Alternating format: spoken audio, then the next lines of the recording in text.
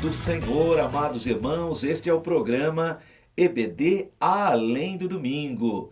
E o nosso comentário neste programa será sobre a lição de número 3, a mordomia da alma e do espírito. Como você sabe, nós temos 5 questões do nosso questionário. E eu quero abordar essas 5 questões, começando com a número 1, que a pergunta é a seguinte: do ponto de vista teológico, o que é alma?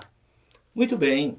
Em primeiro lugar, é importante que você saiba que não existe uma definição absoluta da alma na Bíblia. Portanto, eu não posso dogmatizar a doutrina da alma.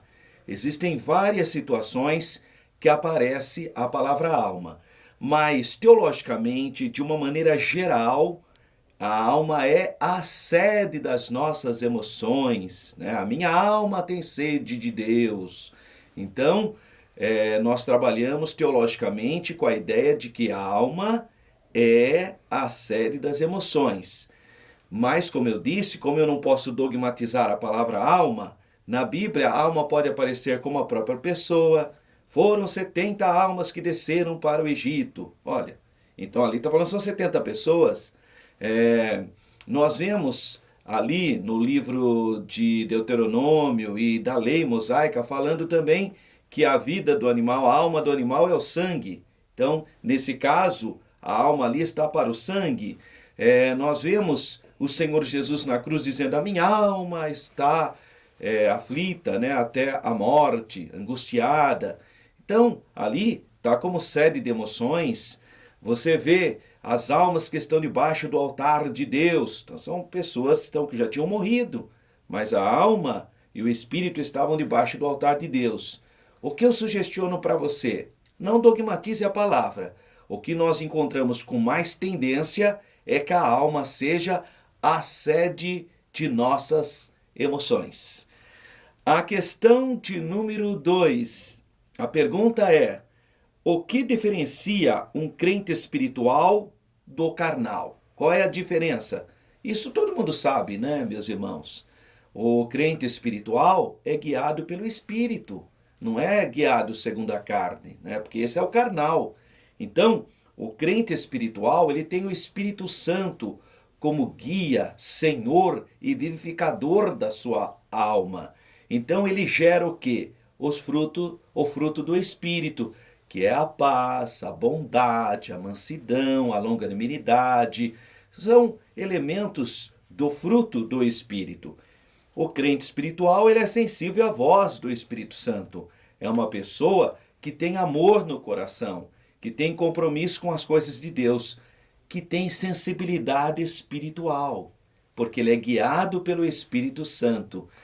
Uma coisa muito linda que eu já ouvi orando junto com o nosso pastor Paulo Freire, muitas vezes eu vi ele orando, e ele diz assim: Senhor, me ajuda a estar no centro da sua vontade. Olha que bonito, não é? Isso é o crente espiritual. Eu quero estar no centro da vontade do Senhor, ser governado, guiado pelo Espírito Santo.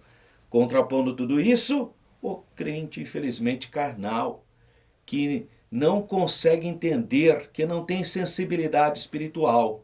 Para esse também tem uma lista de obras da carne. Está lá no livro de Gálatas, no capítulo 5, a partir do versículo 19.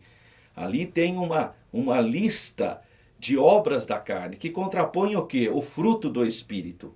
Então, enquanto que o crente espiritual gera o fruto do Espírito, o carnal, infelizmente, está nas obras da carne, que é todo tipo de divisão, de tristeza, de estranhamento, de conflito.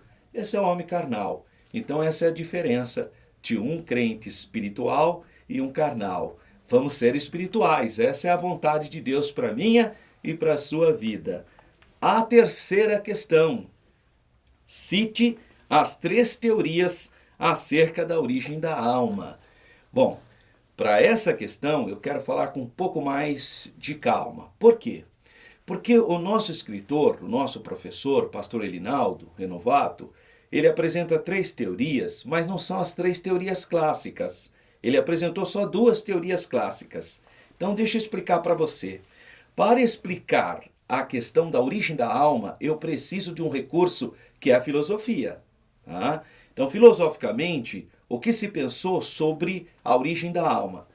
Então, as três teorias clássicas são, primeiro, a teoria da pré-existência, essa já foi descartada logo no princípio, mas existiram pelo menos dois pais da igreja importantes que, infelizmente, tendeu a acreditar nessas teorias, que foi Justino Mártir e Orígenes. Então, primeiro e segundo século. Infelizmente, essa é a teoria de que as almas já existem e buscam, então, corpo para se encarnar. Essa teoria é completamente não aceita, repudiada desde o início pela igreja cristã. Mas existe essa teoria chamada de pré-existência, que é a teoria dos filósofos gregos da antiguidade, Platão, Sócrates, Aristóteles. Essa foi a teoria reinante na Grécia. A segunda teoria é a teoria do criacionista. Que teoria que é essa? Nessa teoria, Deus está criando almas. Então, conforme uma pessoa, um casal, tem o seu relacionamento conjugal e ocorre a fecundação do óvulo, então Deus cria a alma para colocar ali naquele corpo. Essa é uma teoria aceita por grande parte de pais da igreja, mas também não é unânime.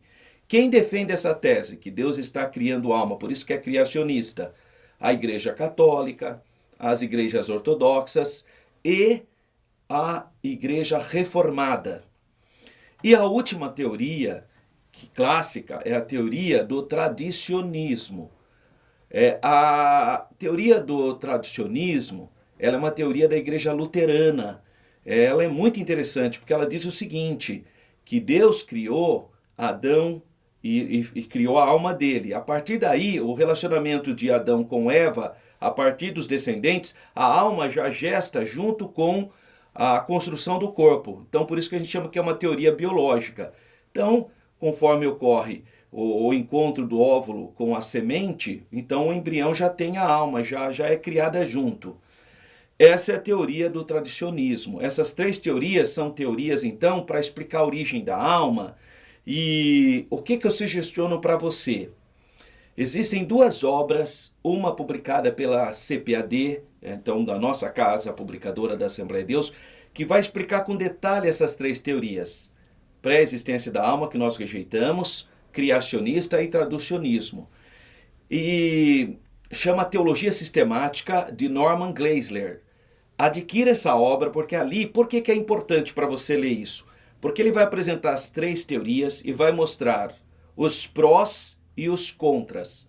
Por que, especialmente as duas últimas teorias que são as mais aceitas, criacionistas e traducionismo, por que elas têm partes positivas e partes, infelizmente, complicadas? Tá? Então, adquira essa obra. Uma outra obra que vai falar aí sim sobre a teoria participativa que está na lição, porque o nosso professor da lição colocou as três apenas, a pré-existência, o criacionista e a participativa. Essa teoria participativa, ela não está como teorias clássicas. Por quê? Porque a teoria participativa é um ajuntamento da teoria criacionista e da teoria traducionista. Ajuntou-se as duas, deu a teoria participativa. Quem defende essa tese? O Marian Pirman e outros teólogos da Assembleia de Deus. Por isso que o pastor Elinaldo Renovato colocou essa como terceira teoria, a teoria participativa. Ela é interessante porque ela tenta combinar as duas teorias, que Deus cria as almas e que também é através da situação biológica. E talvez seria importante você também dar uma lidinha na obra Teologia Sistemática Pentecostal, do pastor Walter Brunelli. Tá? Essa é uma obra interessante do pastor Walter Brunelli, Teologia Sistemática Pentecostal, porque ele vai falar sobre a teoria participativa. Então são essas três teorias e é importante que essa pergunta vai exigir que você dê uma lidinha em mais outras obras para te ajudar na hora da aula. A quarta questão: o homem e a mulher geram um novo ser? Então a pergunta, eles geram um novo ser? Homem e mulher geram um novo ser com a cooperação divina. Isso aqui é a resposta da teoria participativa. Então Deus criou e ao mesmo tempo é de uma operação biológica, porque a hora que o óvulo é fecundado, então gera um novo ser. Por isso que ele coloca como Deus que faz todas as coisas, mas também com essa participação humana. E para encerrarmos, a quinta questão. O que o crente deve procurar na mordomia do Espírito? O que o crente deve procurar? Meus irmãos, é andar em espírito e não ser escravo das obras da carne. É buscar o poder de Deus. Nós somos pentecostais. Está à nossa disposição a busca dos dons espirituais. Ler mais a palavra, porque a palavra de Deus são águas purificadoras. É buscar a presença de Deus, querer ser governado e guiado pelo Espírito Santo. Então, o que eu devo fazer? Buscar mais o batismo no Espírito Santo, o revestimento de poder. Seja uma pessoa espiritual. Essa é a proposta dessa aula de número 3. Fique com Deus, um grande abraço.